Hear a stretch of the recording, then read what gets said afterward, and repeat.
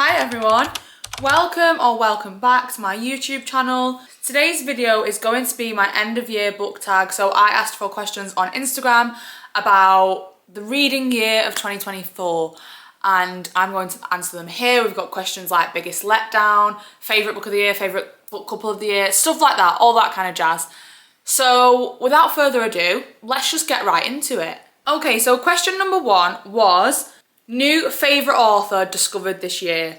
And this was an easy question for me to answer, thought of it straight away. There are two authors that I've only discovered them this year and they have become auto-buy, like, favourite authors.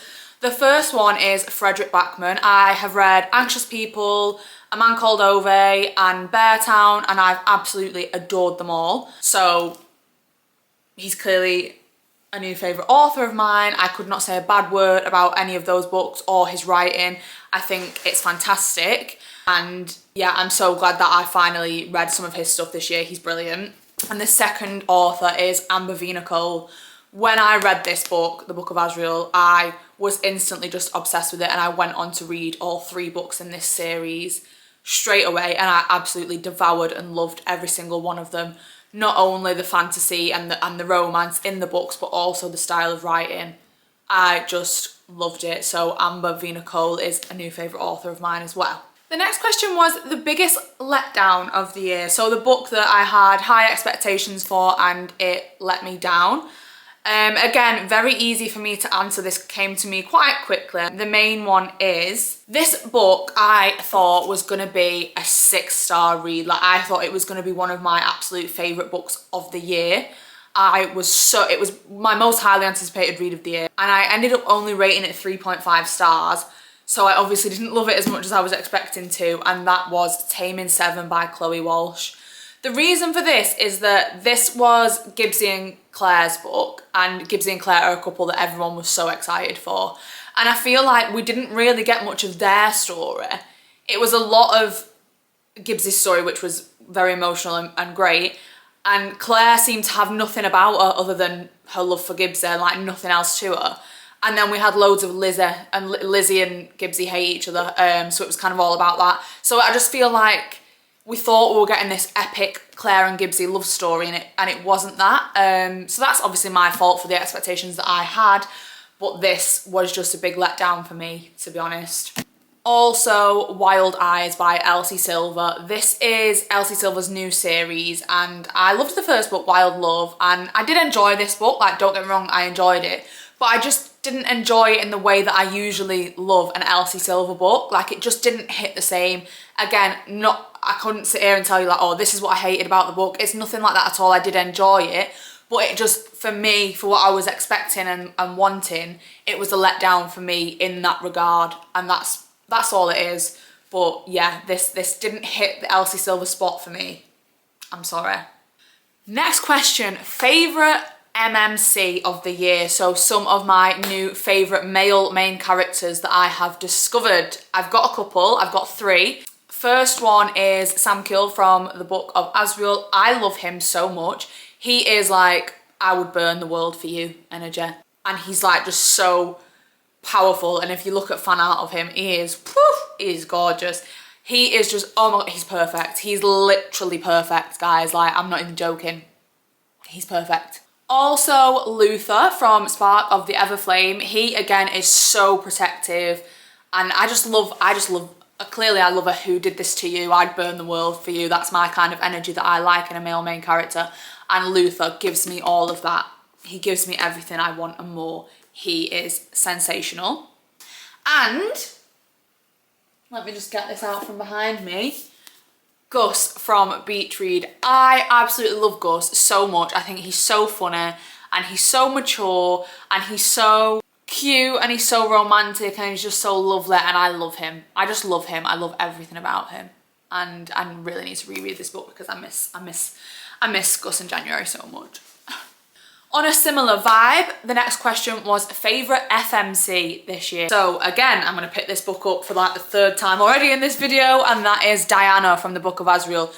In this series, Diana is the morally grey character. It's not Sam Keel, it's Diana. She's the morally grey one. She is like the epitome of female rage, and I love her for that. I absolutely love her for that. She is just amazing. She's so loyal, she's so protective, she's so fierce, she's so powerful, she's so witty. Oh, I love her. Oh, I love her. And on a very similar note to that, I did discover my favourite female character of all time this year. Not just my favourite female character of 2024, my favourite female character of all time. Aylin. If you've read this series, I don't think I need to explain. I can't even explain. I can't put it into words how much she's not even just my favourite female character of all time, she's my favourite character of all time ever, okay? Like, wow, I love her so much. And she is the epitome of how one small act of kindness can save the world or change the world or whatever you want to say. She's brilliant. She's fantastic. I love her. I love her so much, and like, she's my queen. I bow to no one but her. Another question I've got is anticipated 5-star reads for 2025. And I have a couple. I've made a note here so that I wouldn't forget them.